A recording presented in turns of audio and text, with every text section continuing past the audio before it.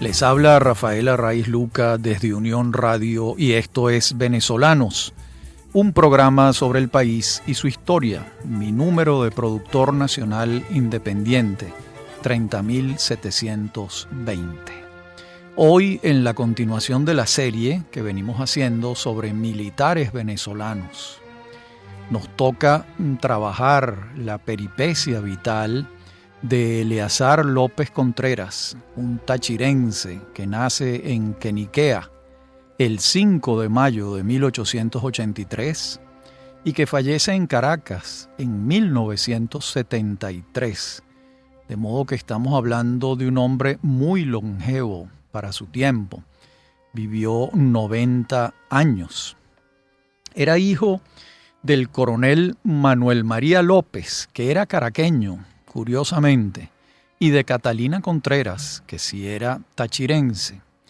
Pero el padre muere a los pocos días de nacido del niño. El padre va a fallecer de paludismo. En aquellos tiempos el paludismo era la causa principal de la muerte en Venezuela, un país diezmado por el paludismo. Y en ese año de 1883 va a fallecer el coronel Manuel María López. Y entonces, ¿quién educa a Eleazar López Contreras? ¿Quién es la figura paterna si el padre no está presente porque se ha ido al otro mundo? Pues va a ser el sacerdote Fernando María Contreras, que era su tío, hermano de Catalina Contreras, su madre. Esa va a ser la figura paterna de Eleazar López. Y va a estudiar la escuela primaria en Capacho y en Capacho Nuevo, que eran los pueblos cercanos a Queniquea. Luego va a estar en La Grita, en el célebre Colegio del Sagrado Corazón de Jesús, que era dirigido por Monseñor Jáuregui. Y allí se va a graduar de bachiller en 1898, tiene 15 años. Este dato no es menor. Este muchacho, este adolescente de 15 años, toda su educación ha estado bajo el paraguas de la Iglesia Católica, porque el tío cura lo educa y después el bachillerato lo hace con Monseñor Jáuregui en La Grita, en el Colegio del Sagrado Corazón. Y lo vamos a tener al año siguiente, siendo un muchacho de 16 años, incorporado en 1899 a la Revolución Liberal Restauradora que encabeza Cipriano Castro, que va a partir de Cúcuta, que muy pronto entra en el territorio venezolano. Esto está ocurriendo en mayo de 1899.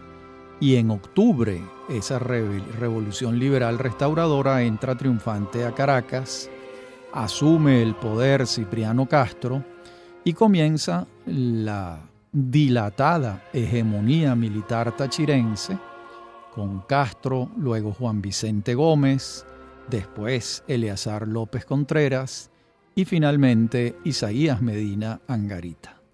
Es un gentilicio el que ha tomado el poder en Venezuela. El gentilicio tachirense, que a su vez ha constituido un ejército serio, organizado, incluso profesional. Porque recordemos que Cipriano Castro decreta la creación de la Academia Militar y finalmente la Academia abre sus puertas en 1910, cuando ya gobierna Juan Vicente Gómez. Y allí está Eleazar López Contreras, siempre con ellos. De hecho, en esa campaña de 1899, cuando el muchacho del que venimos hablando tiene 16 años, es herido en la batalla de Tocuyito y lo operan en Caracas. Es una herida menor que no compromete su vida, pero una herida al fin.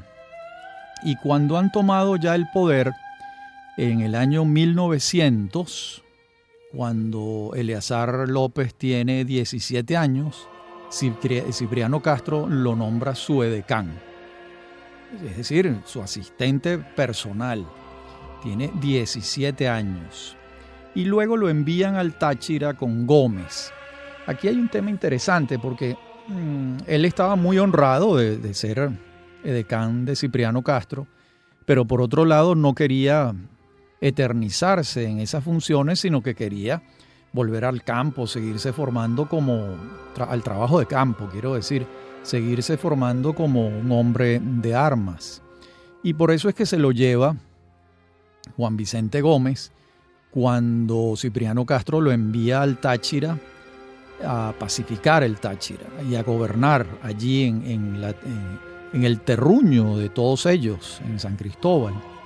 Pero ahí va a estar en el año 1900 y ya en 1901 empieza un largo peregrinaje del oficial Eleazar López Contreras por toda Venezuela, en distintos regimientos militares, ascendiendo dentro de la carrera militar. Por ejemplo, en 1901 y 1902 lo vamos a hallar en Valencia, en Puerto Cabello, en Tucacas, siempre en regimientos militares con distintas tareas a medida que él va ascendiendo. Por ejemplo, ya en 1903 es designado segundo comandante del Castillo Libertador en Puerto Cabello y ahí va a estar 3 años, hasta 1906, cuando lo traen de vuelta a Caracas y también lo envían al Táchira, a una misión que le toma buena parte del año 1907. Y cuando los hechos de 1908, me refiero al golpe seco que le dio Juan Vicente Gómez a Cipriano Castro, Eleazar López Contreras es el jefe militar de la aduana de La Vela, en Coro. No está en Caracas, tampoco tiene un altísimo rango, es todavía un hombre sumamente joven. Después de estos hechos, cuando ya está gobernando Juan Vicente Gómez a partir de 1908, diciembre, pero sobre todo a partir de 1909, Gómez lo pone a dar vueltas también. Lo asigna primero a Río Caribe, después pasa un tiempo en Carúpano, después se lo traen a Río Chico, después lo vuelven a enviar a Oriente, a las Salinas de Araya, y todo esto está ocurriendo entre 1909 y 1914.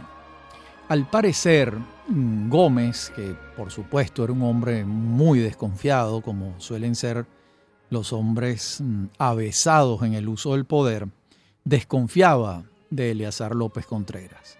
Como López Contreras había sido edecán de Cipriano Castro y le tenía un cariño, un afecto muy particular, Gómez sospechaba que López Contreras estaba conspirando con Castro, en combinación con Castro, porque Castro estaba en el exterior buscando invadir a Venezuela para recuperar el poder. Y Gómez sospechaba que Eleazar López estaba en esa jugada hasta que se convence de que no está en la jugada con Cipriano Castro, y entonces comienza a distinguirlo muy particularmente. Y en 1914 lo asciende a coronel. Ya tiene 31 años Eleazar López. En los años 1915 y 1916 lo vamos a tener en el Batallón Rivas y en el Regimiento Piar. Y en 1919 tiene un ascenso importante. Lo nombran director de guerra del Ministerio de Guerra y Marina. Recordemos que para esa época no se había creado el Ministerio de la Defensa.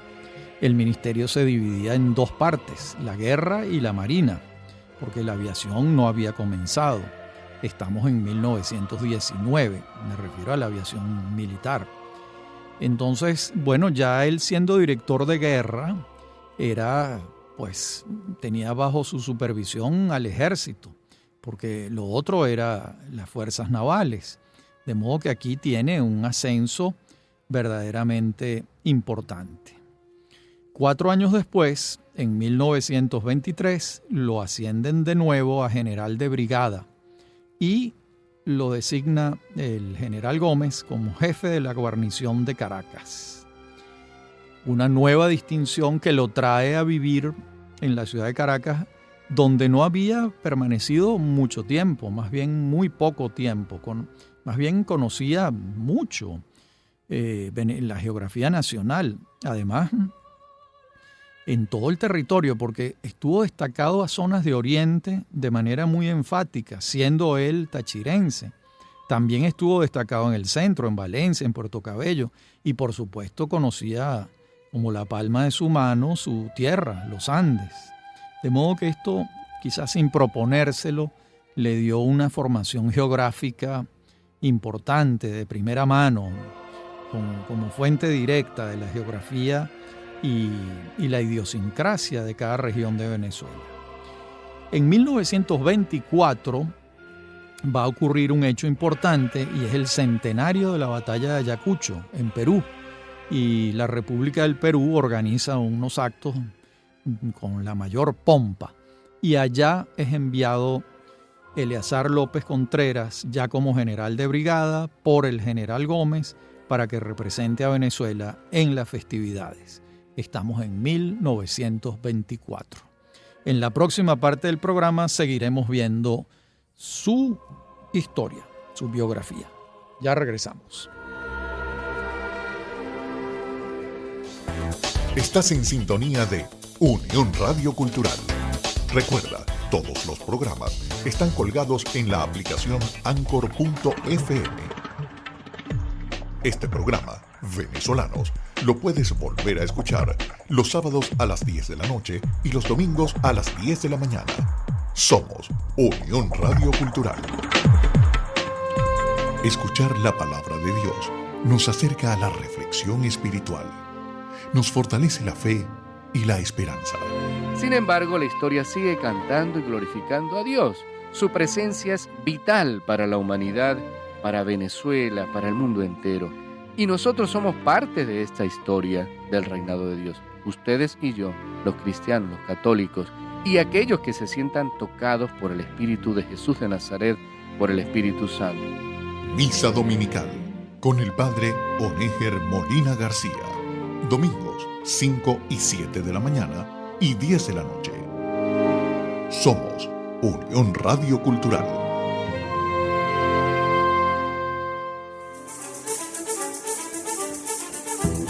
Usted escucha Venezolanos. Somos Unión Radio Cultural.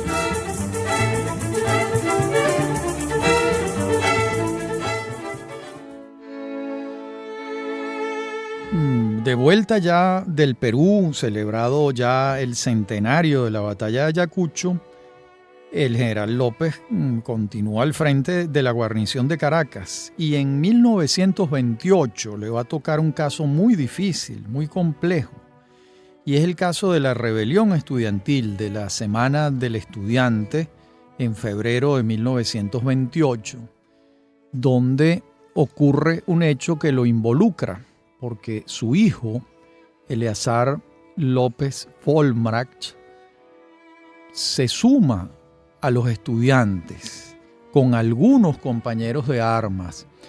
Por supuesto, Eleazar, hijo, está comenzando la carrera de las armas, se entusiasma con la rebelión estudiantil, comulga con las proposiciones democráticas de esta rebelión estudiantil comandada por Raúl Leoni, Rómulo Betancourt, Miguel Otero Silva, José Tomás Jiménez Arraiz y muchísimos otros estudiantes venezolanos de la época. Y aquí viene la circunstancia difícil. Le toca al general López hacer presos a los estudiantes y a su hijo. Y no le tiembla el pulso.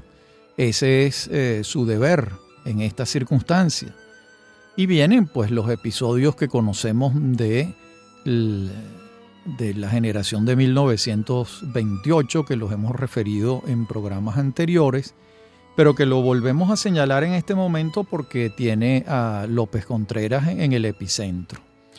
Esto, por otra parte, una vez resuelta la situación, hechos presos los estudiantes, hecho preso su hijo, el general Gómez cree conveniente enviarlo al Táchira y allá va a estar entre 1928 y 1930. Y en 1930 el general Gómez lo trae de vuelta a Caracas y lo nombra jefe del Estado Mayor. Pues ya lo que faltaba era un solo paso para llegar a ser ministro de Guerra y Marina, cosa que va a ocurrir en 1931. Él va a ser ministro de Guerra y Marina desde el año 31 hasta el año 35, año de la muerte de Juan Vicente Gómez. Hay algunos autores, entre otros Arturo Uslar Pietri, que piensa que cuando el general Gómez lo escogió a él como ministro de Guerra y Marina, estaba escogiendo a su sucesor. Y este es un argumento que tiene peso, porque en el texto constitucional vigente para la época, el papel de las Fuerzas Armadas y en consecuencia del ministro de Guerra y Marina era una suerte de papel rector dentro del gabinete ejecutivo. El ministro de Guerra y Marina tenía preeminencia sobre los otros ministros civiles, de modo que no es descabellado pensar que en ese momento el general Gómez estaba escogiendo a su sucesor, por supuesto. Eso lo está haciendo en 1931. Probablemente el general Gómez no pensaba que iba a morir nunca, porque suele ocurrirle a la gente.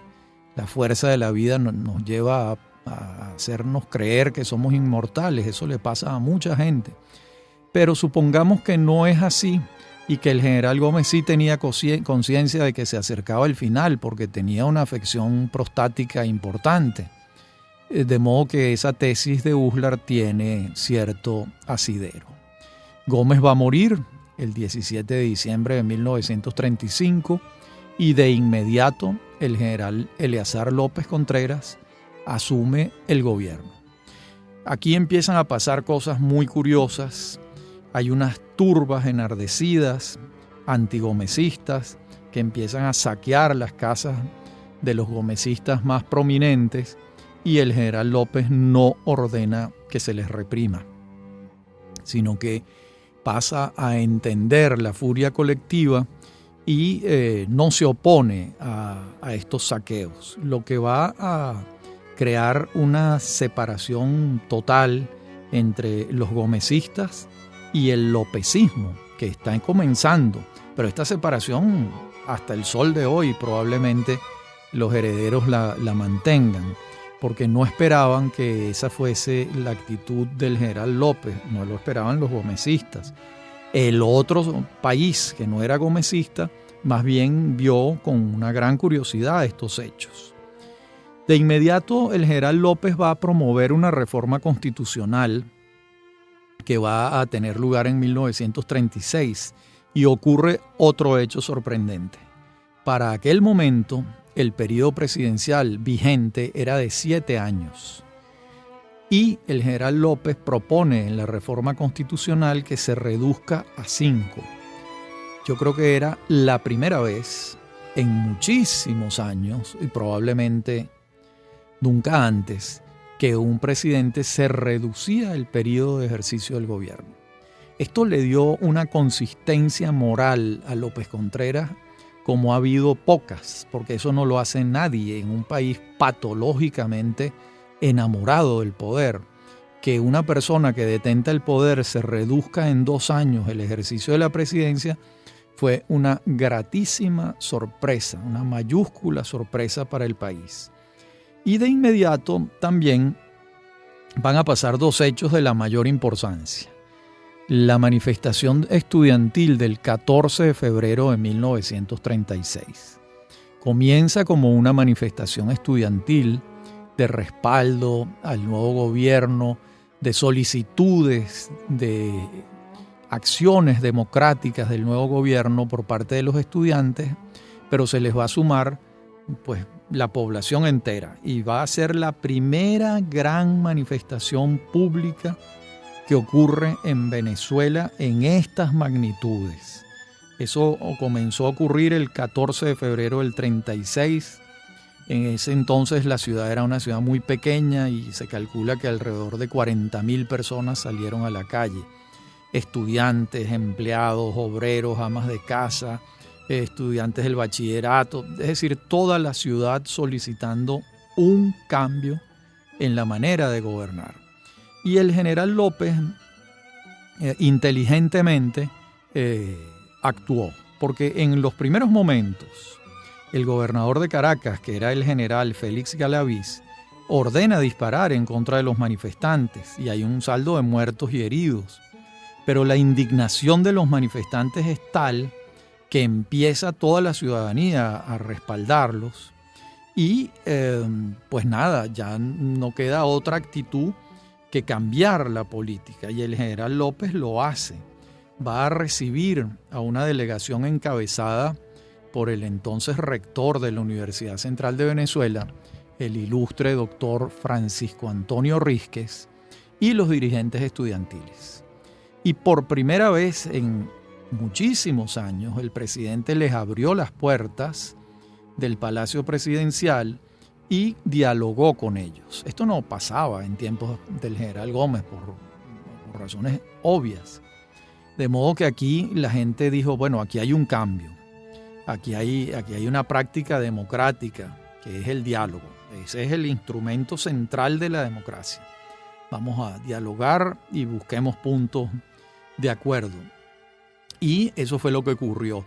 Por otra parte, el general Galaviz, el general López ordena hacerlo preso y lo juzgan por los delitos cometidos.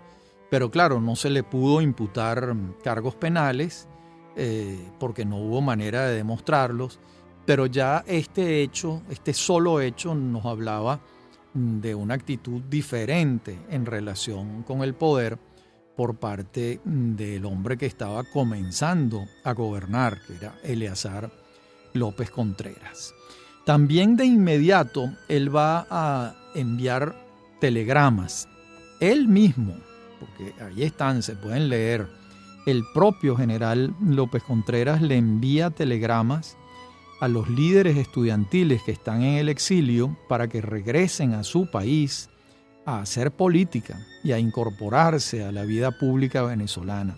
Es un hecho curioso, bonito, sorprendente que sea el propio jefe de Estado el que invita con telegramas a esas decenas de líderes estudiantiles que están en el exilio, que han sido perseguidos durante la dictadura del general Gómez, para que regresen al país. Y también, mientras todo esto está ocurriendo, hay unos jóvenes encabezados por Alberto Adriani redactando el programa de febrero. Probablemente los hechos del 14 de febrero aceleraron la redacción del plan de febrero, que se va a presentar ante el país el 21 de febrero de 1936, es decir, una semana, 7 días después. Allí los venezolanos terminaron de comprender que se trataba de un cambio político de grandes dimensiones, porque se estaba presentando un plan de gobierno. Eso el general Gómez jamás lo hizo. En el siglo XIX no se presentaban planes, se ejecutaban obras. Pero aquí se estaba presentando un plan de gobierno. Y eso era un signo de una gran modernidad. Es decir, ustedes saben que la modernidad y la democracia está vinculada con la transparencia informativa. Y aquí hay un paso importante que vamos a examinar punto por punto, el plan de febrero de 1936 en la próxima parte del programa, cuando veamos uno a uno lo que se propone el gobierno del general López con el plan redactado por Alberto Adriani, con la colaboración de otros jóvenes profesionales que se han incorporado al gobierno de López siendo sumamente jóvenes. Es el caso de Adriani, es el caso de Arturo Uslar Pietri y de algunos otros. De modo que en la próxima parte del programa veremos el plan de febrero de 1936. Ya regresamos.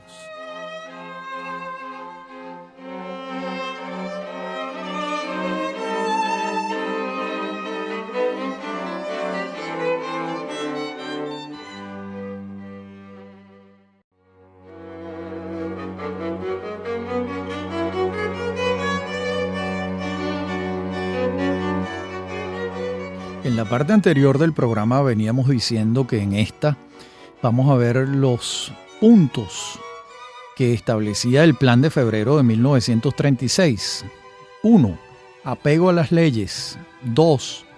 Revitalización del poder local, el municipio, con miras a convocar a unas elecciones universales, directas y secretas para la elección de concejales. Esto es un punto importantísimo.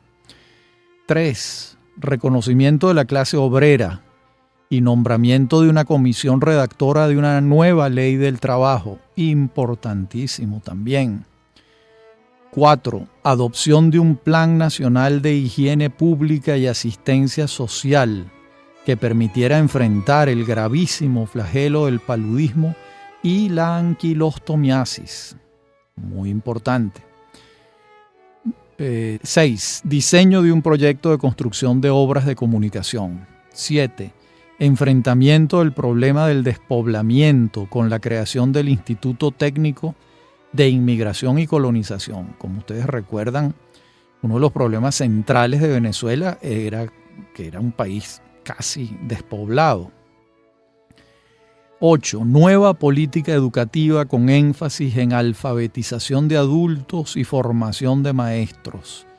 De aquí viene la creación del Instituto Pedagógico Nacional, como veremos luego. H, o 9 o 10, ya no recuerdo. Respeto a la propiedad privada en el campo y reorganización del Ministerio de Agricultura y Cría. Otro, revisión de la política fiscal y profesionalización de la administración pública. Bueno, imagínense, ¿esto en qué se tradujo? Esto se tradujo en varias instituciones, porque en el fondo el Plan de Febrero del 36 es un plan de modernización del Estado.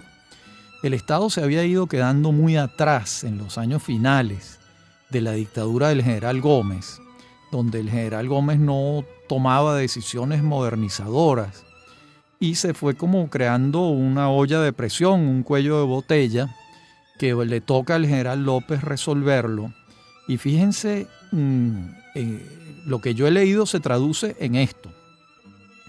La creación de la Contraloría General de la República. Por cierto, el general López aboga para que el primer contralor sea nada menos que Gumersindo Torres, el honestísimo ministro de Fomento que llevó adelante la política petrolera del general Gómez.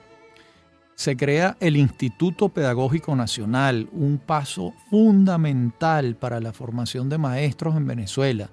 Aquí el papel que jugó Mariano Picón Salas fue muy importante, porque él venía de vivir en Chile, se había formado en un instituto pedagógico chileno y se trajo de Chile una misión chilena, que fueron aquellos primeros profesores chilenos que ayudaron, y muchos se quedaron a vivir en Venezuela para siempre, ayudaron con el diseño y la creación del Instituto Pedagógico Nacional, que hoy en día tiene otro nombre, ¿no? Es la UPEL, es una universidad. Pero es a partir de este momento que se empiezan a formar bajo estudios organizadamente académicos los profesores de primaria y bachillerato. También el Plan de Febrero se traduce en la redacción de una nueva ley del trabajo, que por cierto el secretario de la comisión redactora va a ser el joven, en ese momento tiene 20 años, Rafael Caldera, que va a pasar toda su vida dedicado a los temas del derecho laboral. También se va a aprobar una ley de educación. Recordemos que el ministro de Educación de Eleazar López Contreras va a ser Arturo Uslar Pietri. Y entonces se hace bueno el proyecto de la alfabetización de adultos, se redacta una nueva ley de educación moderna. Y también, como se dijo antes, se crea el Instituto Técnico de Inmigración y Colonización. Allí estuvo al frente de este instituto Antonio Arraiz. Le toca a Arraiz y a López Contreras, por ejemplo, por dar un ejemplo, el caso de los 2 barcos de judíos que vienen llegando a Venezuela huyéndole al holocausto nazi en 1939. Son barcos que no los reciben en varios puertos que han tocado. hasta que el general López les abre las puertas y se quedan en Venezuela, y muchos de ellos han sido factores fundamentales en el desarrollo del país. Gracias al Plan de Febrero del 36, a ese marco general de modernización, se va a crear también el Banco Central de Venezuela, nada menos. Se va a crear el Ministerio de Sanidad y Asistencia Social como un ministerio específicamente dedicado al gravísimo tema de la salud, que enfrentaba entonces un desafío mayúsculo como era el paludismo y la anquilostomiasis también, que era un problema importante. Y allí va a estar el sabio Tejera, Enrique Tejera Guevara, el padre de Enrique Tejera París. También se va a crear el seguro social obligatorio. Venezuela no tenía un seguro social obligatorio. También se va a crear el Consejo Venezolano del Niño, y en esas tareas estuvo el gran pediatra venezolano Gustavo H. Machado, siempre apoyado por Lía Inver de Coronil, la primera mujer que se graduó de médico en Venezuela. El doctor Machado adelantó toda su vida esa tarea del respaldo institucional a la infancia abandonada, y se crea el Consejo Venezolano del Niño.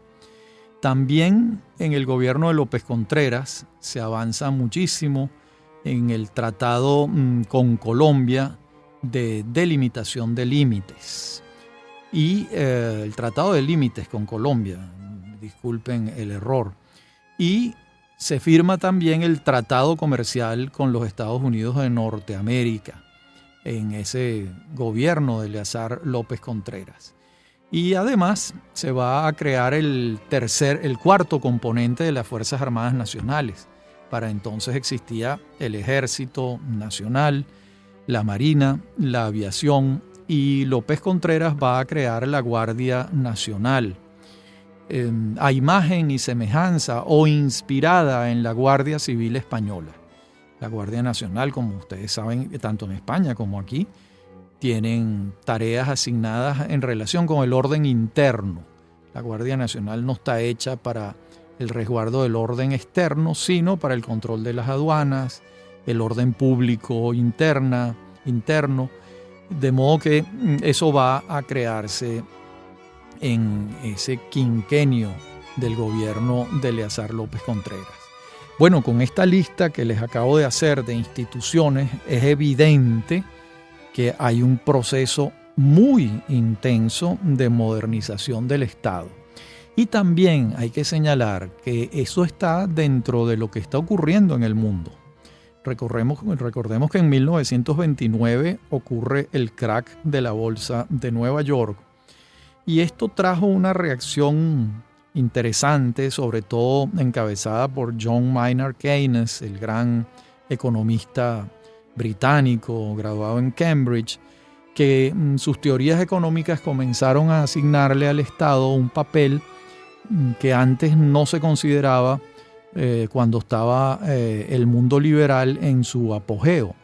Pero la interpretación que se le dio a la caída de la bolsa de Nueva York, que fue una crisis mundial de grandes proporciones y que al mundo le tomó casi 10 años recuperarse de esa crisis, la interpretación que se le dio, les decía, es que había ocurrido porque no había una suficiente supervisión por parte del Estado y porque el Estado no intervenía suficientemente en los asuntos económicos.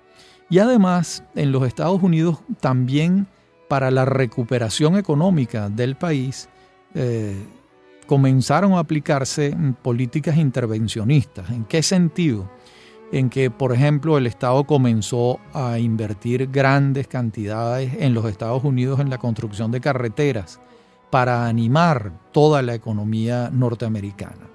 De modo que eso que estaba pasando allá, obviamente iba a tener influencia aquí y en todas partes del mundo. Y el general López respondió a los signos de su tiempo y encabezó entonces un proceso de modernización del Estado. Es decir, el Estado comenzó a desarrollar unas tareas que antes no tenía, en distintos órdenes, porque les acabo de hablar del Ministerio de Sanidad para atender el problema de la salud pública, pero les acabo de hablar del Banco Central de Venezuela para la emisión de billetes. Antes lo hacía la banca privada. Antes eran billetes del Banco de Venezuela, del Banco Maracaibo, del Banco Caracas. Ahora se centralizaba todo y la política monetaria estaba en manos de una institución que en sus comienzos se concibió correctamente como una institución mixta. Había capital del Estado en el Banco Central de Venezuela y capital privado. Quien deshace esto y completa la totalidad de las acciones para el Estado va a ser Carlos Andrés Pérez en su primer gobierno, que el primer gobierno de Carlos Andrés Pérez, lo hemos dicho muchas veces, es el primer gobierno tremendamente estatista e interventor que ha habido en Venezuela. El segundo es todo lo contrario. Bien, en la próxima parte del programa seguiremos viendo el gobierno de Eleazar López y también veremos lo que ocurre después, porque la vida de López es muy larga y vienen nuevas vicisitudes. Ya regresamos.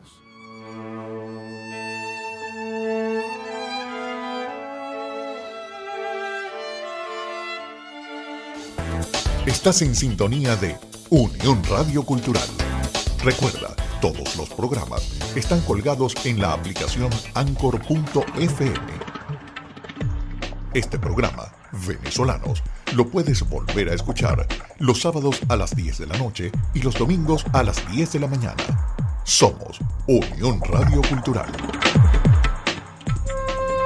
Escuchar la palabra de Dios nos acerca a la reflexión espiritual. Nos fortalece la fe y la esperanza. Sin embargo, la historia sigue cantando y glorificando a Dios. Su presencia es vital para la humanidad, para Venezuela, para el mundo entero. Y nosotros somos parte de esta historia del reinado de Dios. Ustedes y yo, los cristianos, los católicos, y aquellos que se sientan tocados por el Espíritu de Jesús de Nazaret, por el Espíritu Santo. Misa Dominical con el Padre Onéger Molina García. Domingos 5 y 7 de la mañana y 10 de la noche. Somos Unión Radio Cultural.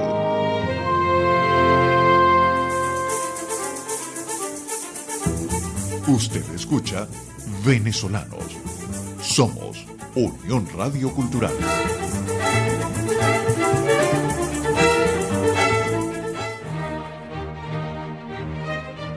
Bien, y ahora nos toca ver el final del gobierno de López. Él hace un intento que se ha comentado poco, a mi juicio, y él le presenta a la institución rectora, a la columna vertebral de la vida venezolana, que era el ejército. Él le presenta la candidatura de Diógenes Escalante.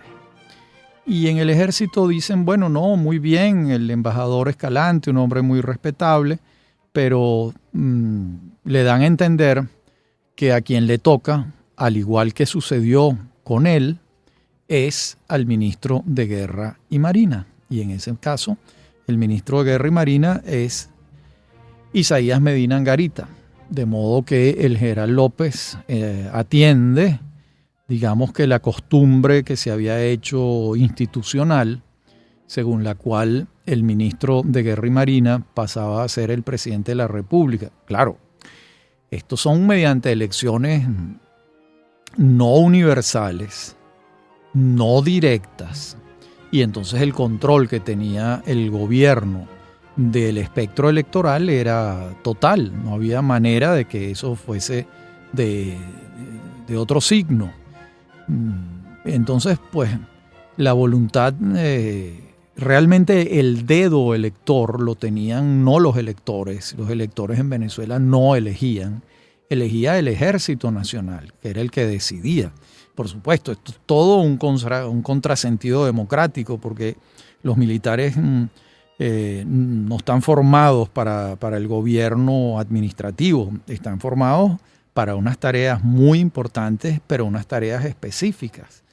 De modo que esto, digamos que no era una práctica democrática, que no lo era, pero era la costumbre de aquel tiempo, porque el país se había galvanizado, orbitaba alrededor del prestigio del ejército que había encabezado la gesta del fin de los caudillos regionales a principios del gobierno de Cipriano Castro, y que se había nucleado alrededor de la figura del general Gómez durante muchísimos años, porque Gómez va a ser el jefe del ejército venezolano prácticamente desde 1902 y hasta 1935, la fecha de su muerte. De modo que el ejército se había consolidado como el dedo elector, como el gran poder electoral venezolano, y habían escogido a Isaías Medina Angarita. Y una vez que asume Medina Angarita, comienza un gran descontento por parte de López Contreras, y comienzan las diferencias entre Medina y López. Uno de los puntos que más irritó a López Contreras es que Medina Angarita asumió el 1 de mayo como el día de la celebración del trabajo, del trabajador. Ese es un día que se creó en los Estados Unidos, en Chicago, el Partido Comunista norteamericano. Los que manejaban muchos sindicatos en los Estados Unidos es el que crea el Día del Trabajo el 1 de mayo. Y López Contreras nunca lo consagró. Recordemos que López es un católico, y un católico ortodoxo, como lo era él en una muy buena medida. Era imposible que se aviniera con el comunismo, con la izquierda. De modo que ahí empezaron unas diferencias importantes. Recordemos también algo que no dijimos antes, y es que cuando López invita a los muchachos del 28 a regresar a Venezuela en 1936, y estos muchachos crean las primeras organizaciones políticas, como Orbe, la Organización Revolucionaria de Venezuela, y otras, y cuando el general López advierte que buena parte de las nuevas organizaciones políticas que se han creado son de izquierda, pues los expulsa de nuevo en 1937, con el argumento del artículo 32, inciso 6 de la Constitución Nacional vigente, que impedía las actividades comunistas en Venezuela. De modo que el general López ya en su gobierno había dado muestras de ser un adversario enconado del comunismo soviético, y yo diría que lo era desde su perspectiva raigal católica. De modo que esto lo digo para dibujar mejor al personaje. Entonces aquí comienza un descontento al punto tal que no se dirigieron la palabra. A partir de determinado momento, el general López no contestó el llamado del presidente de la República, le hizo saber que no quería tener ninguna relación con él, y se convirtieron en unos adversarios enconados. Arturo Uslar, que era el secretario de la presidencia de Isaías Medina, intentó conciliar entre ambos, porque Uslar venía de ser ministro de López y tenía una muy buena amistad con él. Pero el general López negó la posibilidad de un diálogo entre Medina y él. López consideraba que las ofensas eran insalvables. Y viene el golpe del 18 de octubre de 1945, y en ese momento, en medio de la confusión, mucha gente cree que quien está dando el golpe es Eleazar López Contreras. Y por lo contrario, Eleazar López es hecho preso. Más bien es hecho preso por los golpistas. Y empieza un exilio largo para López Contreras. Se va a Nueva York y va a vivir en Nueva York de 1945 a 1952. En 1952 ya está gobernando la Junta, por supuesto, la Junta Militar, primero encabezada por Carlos Delgado Chalbó, pero Carlos Delgado es asesinado en noviembre de 1950. Viene el gobierno nominal de Germán Suárez Flamerich. En el fondo es el gobierno de la Junta Militar integrada por Marcos Pérez Jiménez y Luis Felipe Llovera Páez. Y en 1952, pues Eleazar López puede regresar al país sin ningún inconveniente. Y vuelve a vivir en Venezuela a partir de ese año. Va a pasar 21 años en Caracas. Estamos hablando de un hombre que cuando regresa en 1952 tiene casi 70 años. Para la época era un anciano. Y va a tener una actuación importante en Venezuela. Nosotros lo vamos a ver de acuerdo con la Constitución de 1961, que crea la figura del senador vitalicio. Los senadores vitalicios, ojalá se recuperara esta figura. Los senadores vitalicios eran los expresidentes de la República que, como buenos sénex, como buenos ancianos, sabios, integraban el Senado de la República sin necesidad de ser electos. Ellos estaban allí. Y López Contreras se incorpora al Senado, tiene actuaciones, incluso tiene una participación interesante. Él está en Nueva York en enero de 1958 y, según Simón Alberto Consalvi, participó en aquellas primeras reuniones que tienen en Nueva York Betancur, Caldera, Villalba y López, que estaba allí presente, intentando llegar a mínimos acuerdos para fortalecer el sistema democrático cuando regresaran a Venezuela, cosa que iba a pasar en lo inmediato porque ya había ocurrido el 23 de enero de 1958 y el dictador Marcos Pérez Jiménez se había ido a la República Dominicana y el poder estaba en manos de Wolfgang Larrazábal y encabezando una junta civil militar de gobierno, y estaba invitando al regreso de los líderes políticos que estaban en el exilio. Y allí en esas reuniones también está López Contreras. Después, como les digo, creo que tiene una muy buena actuación en el nacimiento, en el renacimiento de la democracia venezolana. E incluso creo que hicieron pedagogía política bien hecha, él y Betancur. Terminaron siendo buenos amigos, se dieron la mano públicamente, tenían una relación cordial. Después de que Betancur, en sus años mozos o sus años juveniles, había tenido pues críticas tremendamente severas a López, y además López se había ido al exilio durante 7 años por los juicios de corrupción administrativa que encabezaba el gobierno de Betancur a partir del 18 de octubre del 45, que lo incluían a él.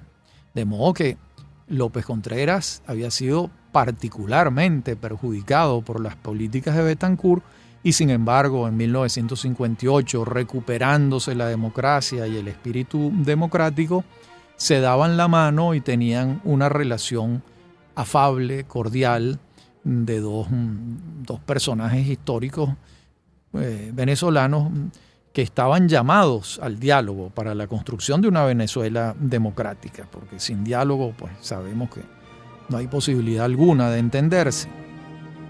De modo que allí hay una actitud de pedagogía política importante. Bien, me resta comentar algunos hechos. Hay algunos autores que piensan que la democracia en Venezuela comenzó con López Contreras, hay otros que no. Los autores que abonan esta tesis, entre ellos Manuel Caballero la señalaba, decía, con López Contreras el pueblo tomó la calle y ya nunca más regresó a sus casas, es decir, el pueblo se convirtió en un actor político. Realmente López Contreras encabezó una transición en Venezuela entre la dictadura militar de Juan Vicente Gómez y una situación bastante más democrática y abierta, sin que llegara a ser plenamente democrática, porque la democracia plena se alcanzó cuando se estableció en la Constitución de 1947 las elecciones universales directas y secretas, que supuso la incorporación de las mujeres y el voto directo. Sin embargo, no cabe la menor duda, al menos para mí, que el general López encabezó un gobierno de transición valioso, que era un hombre serio y que su gobierno tuvo no pocos logros importantes, sobre todo en lo que atañe a la modernización del Estado. Como siempre, ha sido un gusto hablar para ustedes. Soy Rafael Arraiz Luca, esto es Venezolanos. A mí me consiguen en mi correo rafaelarraiz@hotmail.com y en Twitter @RafaelArraiz. Me acompañan en la producción Inmaculada Sebastiano y Fernando Camacho y en la dirección técnica Giancarlo Caraballo. Hasta nuestro próximo encuentro.